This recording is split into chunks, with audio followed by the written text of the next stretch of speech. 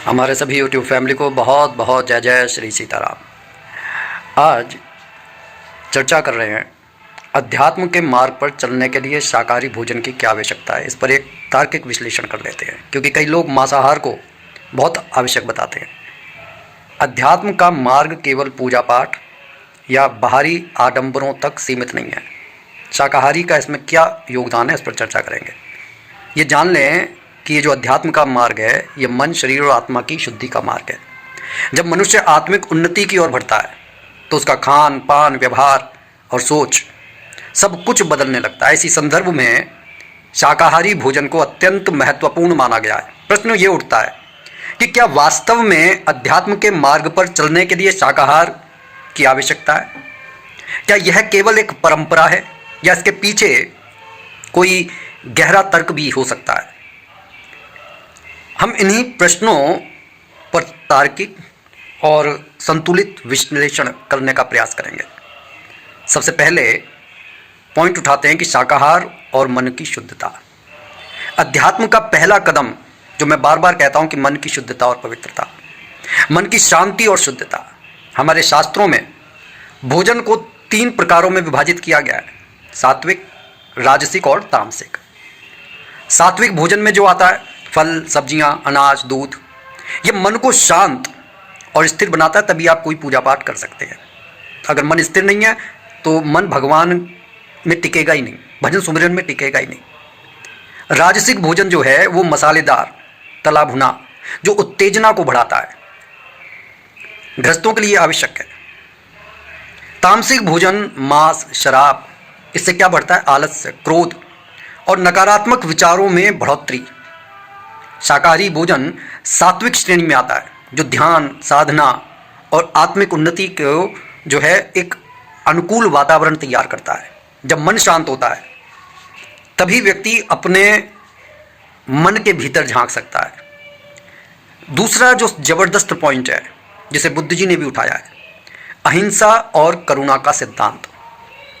अध्यात्म का मूल सिद्धांत है अहिंसा और करुणा। जब हम मांसाहार करते हैं तो किसी जीव की हत्या इसमें शामिल होती है, और यह हिंसा सीधे या परोक्ष रूप से हमारे भीतर कठोरता और असंवेदनशीलता को बढ़ाती है। अब शाकाहार को अपनाने से क्या होगा? हम जीवों के प्रति करुणा विकसित कर सकते हैं। जब तक हम जीवों से प्रेम नहीं करेंगे, भगवान से प्रेम करना कैसे आएगा?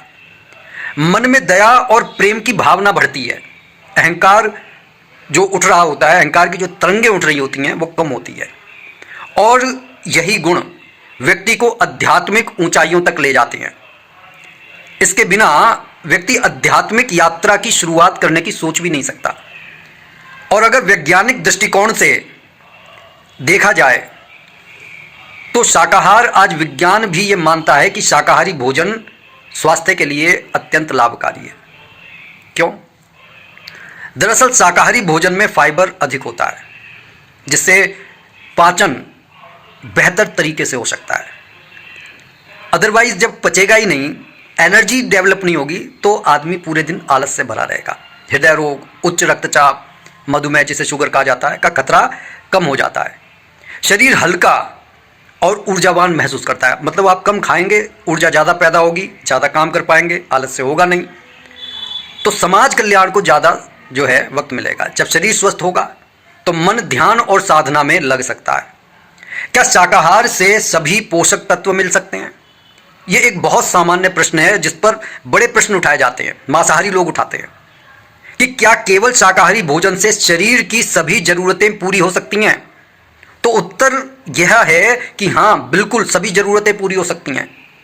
इसमें प्रोटीन के स्रोत हैं: दालें, मूंग, मसूर, अरहर, चना, राजमा, सोयाबीन, टोफू, मूंगफली, ये जो सब नाम लिए जा रहे हैं, ये सब आपको प्रोटीन देंगे। अब आ जाते हैं कैल्शियम कैसे मिलेगा, आपकी हड्डियां कैसे मजबूत होगी। दूध, दही, पनीर, और जो तिल का तेल आपने सुना होगा, तिल के लड्डू आपने सुने होंगे। तिल खाने के लिए बहुत, मतलब इसमें कैल्शियम है। हरी पत्तेदार सब्जियां, पालक, मेथी। अब सबसे ज़रूरी तत्व है लोहा, आयरन।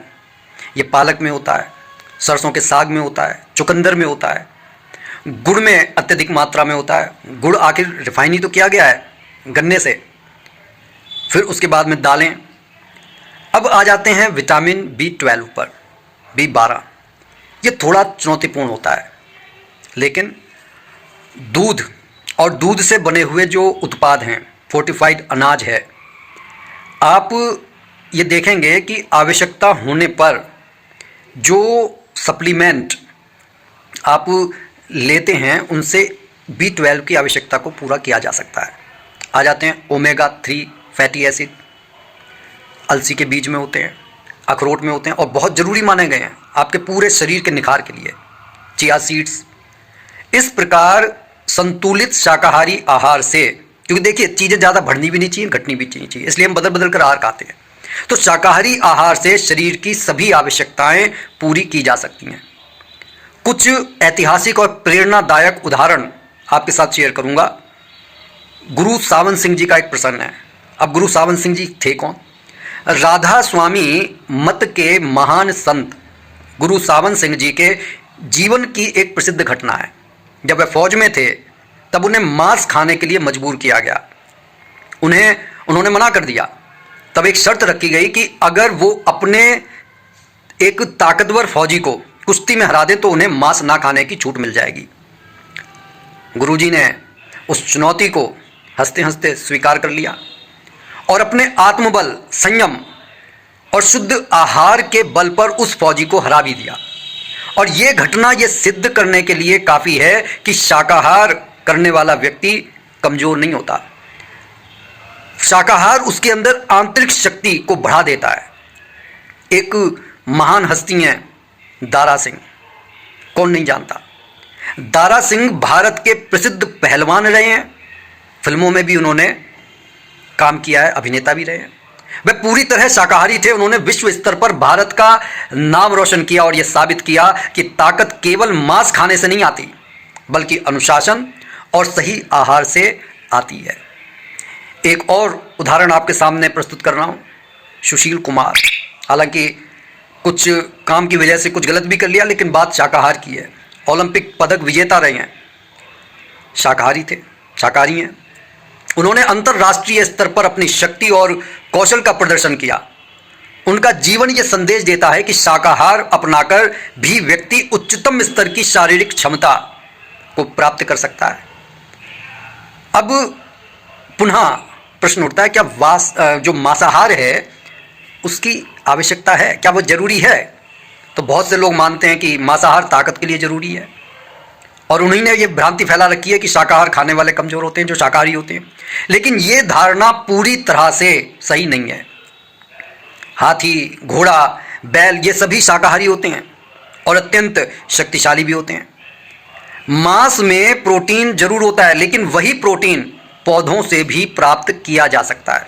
हाथी किसका मांस खा रहा है, लेकिन उसके बराबर क्या कोई बलशाली प्राणी आपको नजर आ रहा है?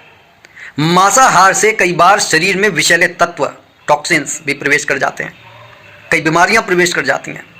इसलिए मांसाहार कोई अनिवार्यता नहीं है, बल्कि एक विकल्प है। अब प्रश्न उठता है कि अध्यात्म और ऊर्जा का क्या संबंध है? ठीक है, क्योंकि वहीं से तो ऊर्जा प्राप्त हो रही है जो आप खाना खा रहे हैं। तो अध्यात्म में ऊर्जा का बहुत महत्व है और हर भोजन में एक प्रकार की ऊर्जा होती है। सबसे पहले बात कर लेते हैं शाकाहारी भोजन की, जो सकारात्मक ऊर्जा देता है। ठीक है, अब मांसाहारी क्योंकि भाई वो तामसिक है तो नकारात्मक और भारी ऊर्जा उत्पन्न होगी, गलत ख्यालात आएंगे, करुणा नहीं होगी, दया नहीं होगी।